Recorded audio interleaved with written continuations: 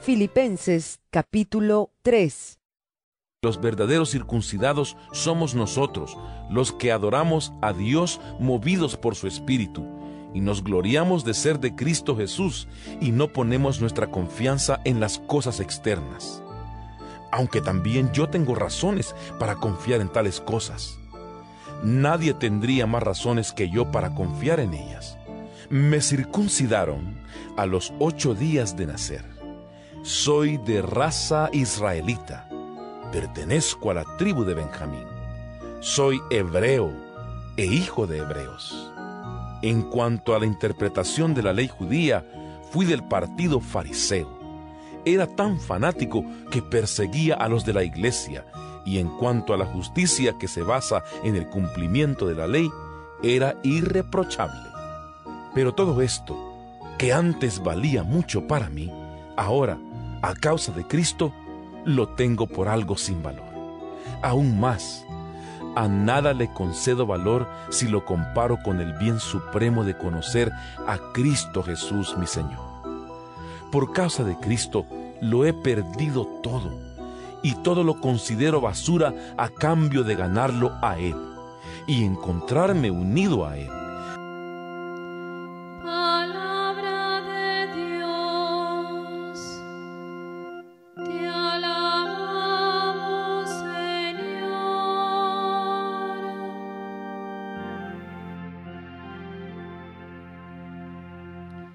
Aleluya.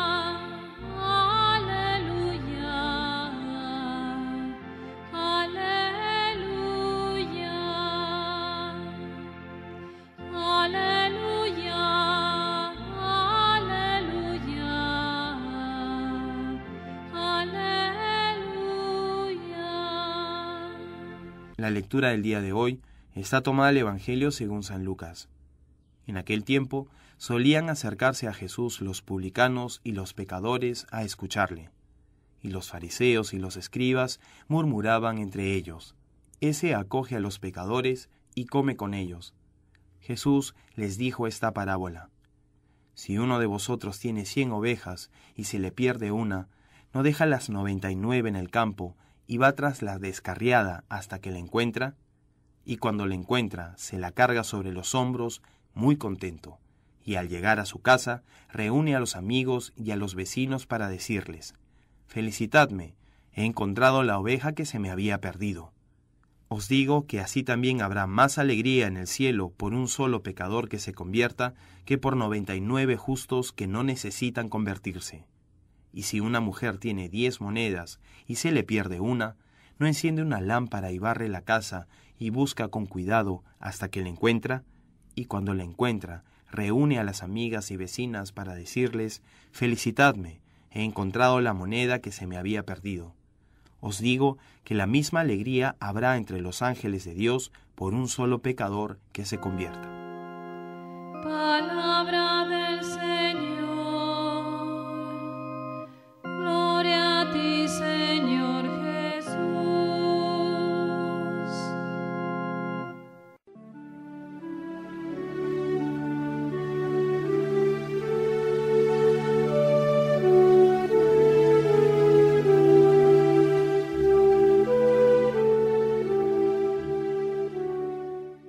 En esta parte del Evangelio, Jesús nos cuenta un par de parábolas muy bellas que nos describen la inmensa misericordia de Dios por el ser humano. Y sin embargo, la Escritura también nos cuenta que en medio de ello los fariseos se quejan. Y se quejan no por amor a la religión, sino porque se sienten despreciados, porque Jesús va donde los pecadores y los trata igual que a ellos. Entonces, ¿qué han ganado con sus observancias, con su vida escrupulosa, detallosamente escrupulosa? Y es que Jesús no ha venido a dar premios, sino a salvar. Y el que ama trata de salvar a su prójimo en lugar de condenarlo. Ese es en el fondo el terrible pecado fariseo, el pecado de la soberbia, el pensar que la salvación no viene de Dios, sino que en el fondo es nuestro propio mérito el que nos hace justos. Y por lo mismo terminamos también condenando a otros. En cambio, feliz la oveja que Cristo fue a buscar, dejando a las otras 99, y pobres los justos que no necesitan el perdón de Dios. Por eso, una condición básica para recibir la salvación de Dios es la humildad. El entender que por nosotros mismos, por nuestras propias fuerzas, es imposible que seamos verdaderamente buenos. Es imposible que podamos salvar nuestras vidas. La única manera es aceptarnos pecadores, frágiles, y no se trata de enorgullecernos de nuestro pecado, sino más bien de entender que es allí cuando en verdad aceptamos lo que somos, incluso en medio a veces del dolor o del sufrimiento, cuando finalmente nos damos cuenta quién es Cristo para cada uno de nosotros. Ese buen pastor que nos pone sobre sus hombros y nos lleva tiernamente, amorosamente, para curarnos. O también esa mujer hacendosa que barriendo la casa se encuentra con la moneda perdida. Que podamos pues entonces ser de aquellos rescatados por el Señor, y no como los fariseos, sino más bien que podamos gozar de la reconciliación que nos ha traído Cristo, abriendo nuestro corazón y nuestra mente a su presencia amorosa, a su presencia misericordiosa.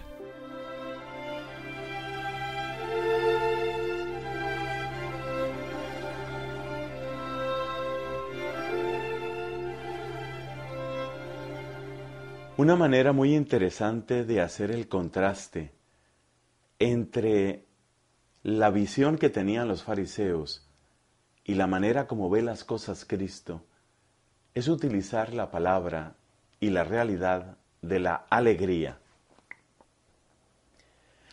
Hagámonos esta pregunta: ¿qué podría alegrar a Dios? ¿Qué podría ser una alegría para Dios? La única respuesta que conocen los fariseos y la única respuesta que conoce mucha gente es: bueno, Dios se alegra en los corazones buenos. Y eso es verdad, por supuesto. Evidentemente, el esplendor de los ángeles purísimos, evidentemente la virtud de las almas genuinamente santas es gozo para Dios. En ellos, especialmente en los ángeles y en los santos, se cumple de manera superlativa lo que dice el libro del Génesis: vio Dios todo lo que había hecho, y todo era muy bueno. Esa bondad que aparece ya en la creación brilla de manera espectacular, de manera grandiosa en la redención. Y eso es lo que aparece en la santidad de aquellos que llamamos los santos, hombres y mujeres fieles a Dios. Pero la pregunta es, bueno, ¿esa es toda la alegría que Dios tiene? Y repito, para los fariseos así es, no hay más alegrías. Y la única manera de estar en gracia, de caerle en gracia a Dios, de entrar en el espacio de su amistad, la única manera es pertenecer a ese grupo, el grupo de los que se portan bien. Pero aquí es donde entra Jesús y de una manera inesperada empieza a mostrar que en la vida humana también existen otras alegrías. Por ejemplo, si a una persona se le ha perdido una moneda y la encuentra, hay alegría al encontrar la moneda. Hay la alegría de tener una moneda, pero hay la alegría de recuperar una moneda. Y esa es la segunda alegría. Y esa alegría es bien grande. Sobre todo cuando lo que se ha perdido es valioso. Qué gran alegría produce recuperarlo. Y nosotros somos valiosos para Dios. ¿Cuánto valemos para Dios? Hay un salmo que dice: vale mucho a los ojos del Señor la muerte de sus fieles. Bueno, ¿y eso qué quiere decir? Eso quiere decir que somos valiosos. Eso quiere decir que a Dios no le gusta que nadie se pierda. ¿Ese no es el mensaje que aparece también en el profeta Ezequiel? No me regocijo en la muerte del pecador, dice Dios, sino en que se convierta y viva. Eso ya está dicho. Eso ya está en el Antiguo Testamento. Eso ya está en las Escrituras que se supone que conocían muy bien los fariseos. Entonces yo le puedo dar a Dios esa alegría. Quizás yo no he sido de los que se han portado bien todo el tiempo, pero sí lo puedo alegrar. Y sí puedo despertar. Y sí puedo comenzar una gran fiesta en el cielo. La puedo empezar yo que soy un pecador. ¿Cómo la puedo empezar? La puedo empezar con mi conversión. Que Dios me recupere. Que Dios vuelva a contar conmigo.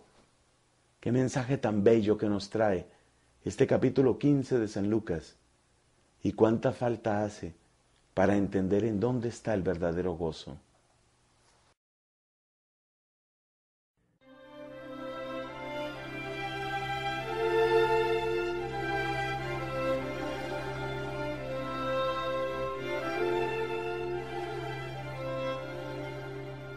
Hermanos, entre tantas cosas que podríamos destacar del texto de la primera lectura, es bien interesante buscar qué es lo que tiene valor en nosotros. Porque San Pablo consideraba valiosas una cantidad de cosas, y cuando apareció Cristo en su vida, el valor de esas cosas cambió. Cristo llega a nuestra vida y transforma nuestra manera de mirar y de valorar, nuestra manera de ponderar lo que tenemos, lo que hacemos, lo que queremos. Este es el primer aspecto que quisiera destacar junto con ustedes, mis amigos. Cuando Cristo llega a nuestra vida, cambia nuestra manera de valorar, cambia nuestra manera de descubrir qué tiene valor, qué tiene peso, qué tiene importancia. San Pablo llega a decir que considera basura todo lo que antes era valioso para él, ahora se ha convertido como en una basura. Otra traducción dice, como peso muerto. ¿Y por qué? ¿Por qué es basura? ¿Por qué resulta tan poco valioso delante de Cristo? La explicación es, porque no dura, porque resulta inútil, porque únicamente produce vanidad. Toda aquella observancia de la ley, toda aquella obediencia a los mandatos de Moisés, todo aquel esfuerzo increíble, minucioso, meticuloso de realizar las observancias de la ley, todo eso finalmente conducía al orgullo, a la vanidad. Indudablemente había cosas buenas en esa observancia de la ley, pero ese orgullo, esa vanidad, esa falsedad, ¿de qué servían? ¿Qué nace de ahí? De manera que Cristo viene a nuestra vida y nos enseña a valorar nuestras cosas de otro modo, porque nos obliga a preguntarnos, ¿qué nace de aquí? ¿Qué queda de esto? ¿Esto qué fruto produce?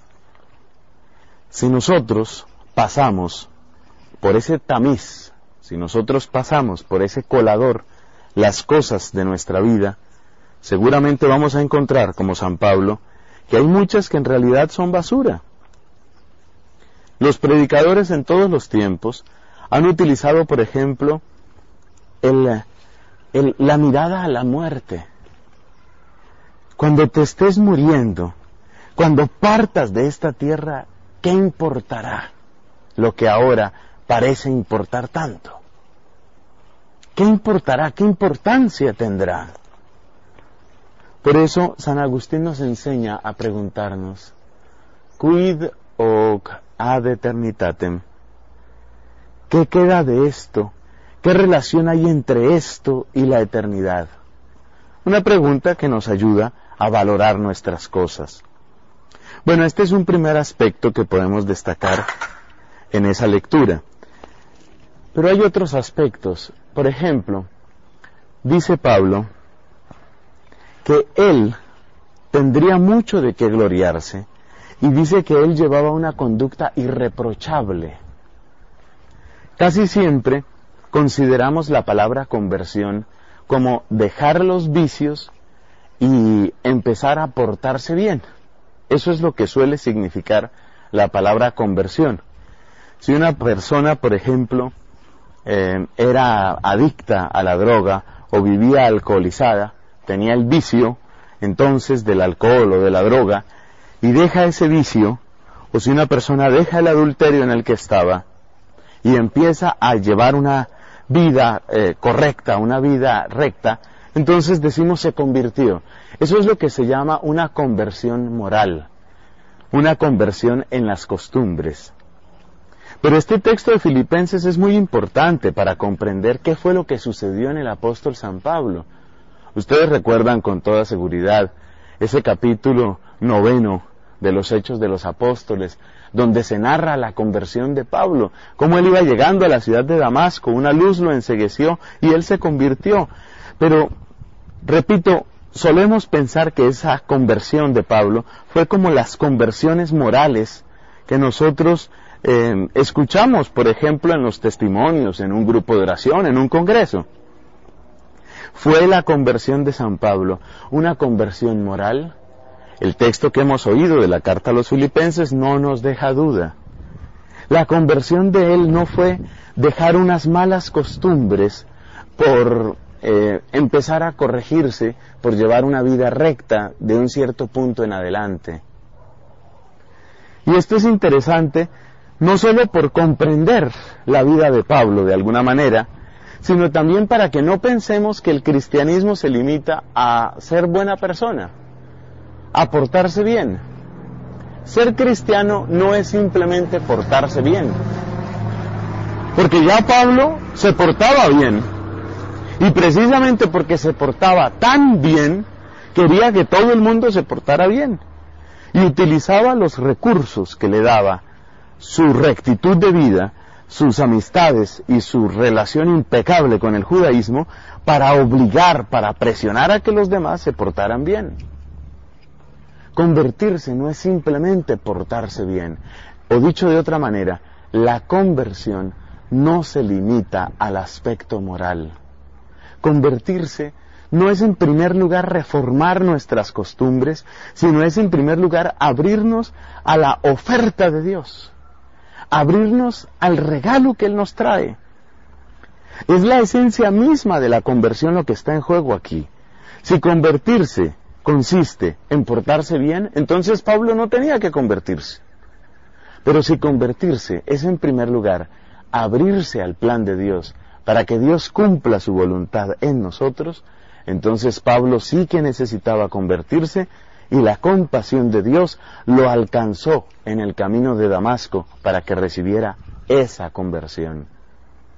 Pidamos entonces al Señor que su misericordia triunfe en nuestra vida, que nosotros podamos abrirnos completamente a su acción, a su propuesta, a su plan, que Él haga completamente su querer en nosotros. Estamos seguros que cuando eso suceda, volviendo al principio de esta predicación, nuestros valores van a cambiar, nuestra manera de estimar las cosas va a cambiar, todo orgullo caerá y solo brillará la gloria de Dios.